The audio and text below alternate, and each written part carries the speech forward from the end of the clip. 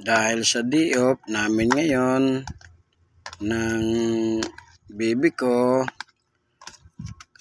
kami ay nagkilaw ng delays. Aray, aray ng aking bahala na kayo dito, magkurtsa kung aray naman okay naman. Ayan lang naman ang partner ay 2 araw kasi ng aking day off.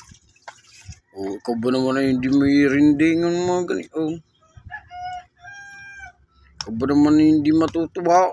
Makakapagpahinga ka. Kay naman na. Okay na aray. Ito ano lang muna natin ng ilang oras o ilang minuto. Malalaki naman ang dilis na rin kay naman na anak ko. Baka kayo mapapagutom na riyan at mapapatikim at haluan ng aray. Sauce. Siya. Okay. Kita-kita na lang tayo mamaya